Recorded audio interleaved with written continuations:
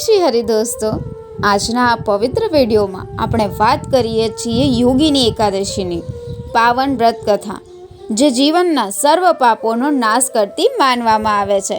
જો તમે પણ 21 જૂનના રોજ આ વ્રત રાખવા જઈ રહ્યા છો તો જરૂરથી આ કથાને સાંભળો। આથી વ્રતનું સંપૂર્ણ ફળ પ્રાપ્ત થાય છે। તો ચાલો આજની આ દિવ્ય કથા શરૂ કરીએ। સનાતન ધર્મમાં એકાદશીનું અત્યંત વિશિષ્ટ સ્થાન છે। દરેક મહિનામાં 2 એકાદશીઓ આવે છે અને દરેક એકાદશીનું વ્રત એક વિશિષ્ટ ફળ આપે છે। જેઠ માસના શુક્લ પક્ષની એકાદશીને યોગીની એકાદશી કહેવામાં આવે છે। માનવામાં આવે છે કે આ વ્રત રાખવાથી મનુષ્યના તમામ પાપો નષ્ટ થાય છે અને તેને સુખ સમૃદ્ધિ મળે છે। આ વર્ષ યોગીની એકાદશી 21 જૂનના રોજ ઉજવાશે। આ દિવસે ભક્તો ઉપવાસ રાખે છે, ભગવાન વિષ્ણુની પૂજા કરે છે અને આખો દિવસ ભજન કીર્તનમાં લીન રહે છે। આ વ્રતમાં કથા વાંચવી અત્યંત પુણ્યદાયી ગણવામાં આવે છે। પૌરાણિક કથા અનુસાર સ્વર્ગલોકમાં અલકાપુરીના નામે એક નગરી હતી, જ્યાં કુબેર રાજા નિવાસ કરતા હતા।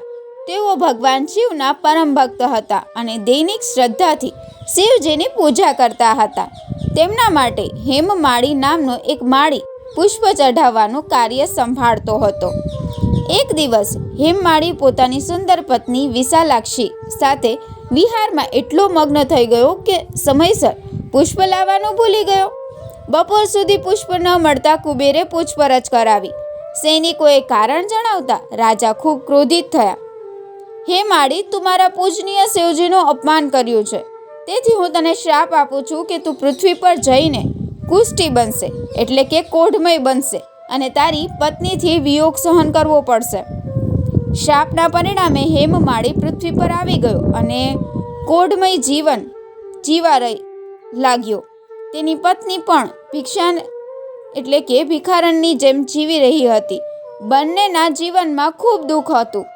એક દિવસ હેમમાળી ભટકતા ઋષિ માર્કંડેયના આશ્રમ પહોંચ્યો। ઋષિએ જ્યારે તેની દશા જોઈ તો પૂછ્યું, હે વત્સ, તું આવી સ્થિતિમાં કેમ છે?